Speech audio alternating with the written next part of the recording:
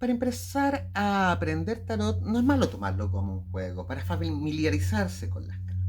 Sin embargo, quien quiera realmente entender el significado de las cartas del tarot, para con ello hacer lecturas importantes y no solo para, no sé, juegos de sobremesa, lo que menos tiene que hacer es leer libros de tarot, estos libros que te dan que esta carta significa esto y que esta carta significa esto otro. El, el tarot funciona como un mutus liber, un libro sin palabras. Y cada una de sus imágenes tiene un origen que hoy en día no es difícil de descubrir. Y tenemos mucha información a nuestra disposición gracias a Internet. Y para esto no te va a servir la baraja Rider Waite Smith, ni mucho menos la de los gatitos o la de cualquier otra cosa que te haya gustado por el diseño. Hay que ir a las cartas originales. Hoy en día tenemos a nuestra disposición los naipes milaneses, que son los primeros de los que tenemos antecedentes. Pero hay que recurrir a las barajas marsellas.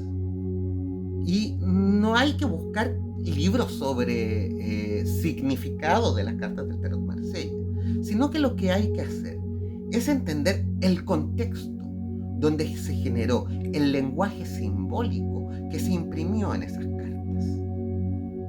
Y eso nos lleva a los principios del Renacimiento. Y entender los principios del Renacimiento es entender el germen del mundo en el que vivimos actualmente, lo que no es menor, porque cuando nosotros damos interpretaciones, cuando nosotros construimos relatos de sentidos como oráculos, estamos dando respuestas a cuestiones del mundo que vivimos. Un mundo cuyos conceptos constituyentes podemos darle su semilla, su origen en el Renacimiento. Así que una primera tarea sería estudiar la historia del Renacimiento, de los pensadores que fueron fundamentales y que definieron no solo la espiritualidad de la época, sino también sus principios científicos, que en aquellos tiempos no estaban tan separados. Encontraremos por ejemplo, Pico de la Mirándola, encontraremos tanto principios metafísicos como principios matemáticos fundamentales para entender el mundo en el que hoy vivimos. Entender el tarot, de verdad, es entender el mundo. Y eso te lleva, por ejemplo, a quitarle toda esta aura de fantasía a la carta del mago y entender que en realidad no era más que un bagatela, un prestidigitador que viajaba de pueblo en pueblo, realizando estos trucos. Entender desde esos principios y entender qué significancia tenía para quienes lo vivenciaban y qué conceptos se simbolizaban en esos hechos, nos va a permitir introducirnos en lo que realmente significan las cartas. Encontrar, por ejemplo, al darse cuenta en una carta, hay quienes hoy en día en la carta del ermitaño ven a Diógenes, por esta imagen, si mal no recuerdo, la escribe Herodoto, de Diógenes con una lámpara en medio de la plaza buscando un hombre bueno. Eso te lleva a estudiar a Diógenes.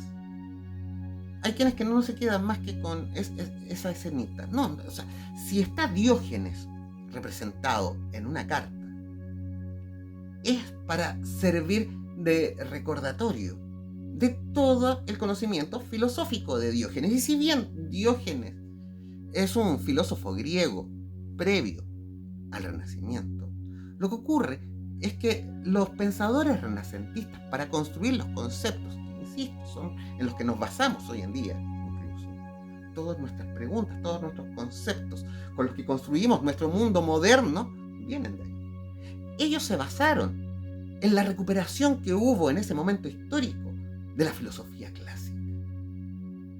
Entender que la carta del amor no es solamente un amante que está siendo infiel, como muchos de los tarotistas baratos la leen.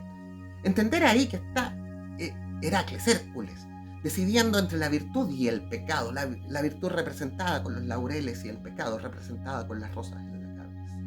La Y pitagórica la llamaban los renacentistas, ese momento donde uno decide la brújula moral que va a guiar su vida. Eso tiene que ver con si vas a ser infiel o no vas a ser infiel. La brújula moral de tu vida sí lo tiene que ver, pero no tiene que ver única y exclusivamente con eso.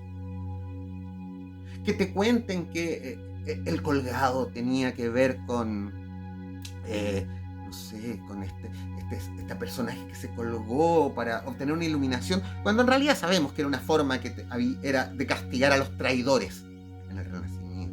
Entender el concepto de la traición y lo que significaba y por qué se le daba ese castigo, qué alegoría se esconde tras ese castigo, porque podría haber sido otro el que se le daba a un traidor. Entender por qué se habla de una papisa, que no solamente una. Está la historia de esta mujer que se disfrazó de hombre y habría llegado a ser papa, de la cual no hay mucho sustento histórico, pero entender cuál era la importancia en la época de ese relato. Entender, por ejemplo, que estaba también Mainfreda, que era pariente de Visconti, de donde tenemos los primeros naipes, y que para algunos tenía que llegar a papa, porque nosotros entendemos la iglesia antigua como algo mucho más estricto, cuando en realidad había más variabilidad. Entender el tarot es entender toda la historia de la modernidad y entender las fuentes en las que se basaron los pensadores que construyeron nuestra forma de entender la realidad hoy en día. Entender el tarot es entender las bases de la filosofía aristotélica, en el sentido de esta filosofía más práctica del correcto vivir, o también la filosofía platónica idealista, que es la que se recupera al momento del Renacimiento. Aristóteles, por medio de Averroes, había conservado más durante la Edad Media. Cada carta encierra un montón de significados y alegorías, muchas de ellas muy evidentes. El carro alado que describe Platón, este carro tirado por dos caballos, que es de donde viene la carta del carro. En las barajas más antiguas los caballos tenían alas, lo tenemos en las barajas milanesas, donde Platón nos está intentando explicar por medio de esa alegoría el transcurso del alma. Eso no lo encontramos en los libros de tarot que dan significados unívocos a cada carta. De hecho, mucha gente dice, es que me cuesta leer los arcanos menores, esos arcanos, los números del tarot. Y es que darle significado a los números es entender los números, y entender los números es estudiar matemáticas. Entender matemática, entender geometría, nos va a permitir interpretar esas cartas, nos va a permitir relacionar los números entre sí para construir significados. Y desde ahí podemos partir con Pitágoras, que es de donde se basa toda esta interpretación que se le daba a los números. Pero eso no lo van a encontrar en estos libritos de tarot. Cada carta del tarot nos lleva a entender todo este corpus de conocimiento filosófico, metafísico, que la gente hoy en día le da pereza estudiar, porque quieren la vida fácil, el aprender realmente a leer tarot, así como cualquier otra arte oracular. No es fácil, exige estudio, y eso siempre ha sido así. Los que no lo quieren hacer no van a hacer más que charlatanes y que van a servir simplemente como divertimento de feria, como la primera carta del tarot. Busca el significado que se esconde en estas alegorías, entiende su contexto histórico y estúdialo a fondo, carta por carta. Es la única forma de entender de verdad el tarot. Creo que ya el compuche.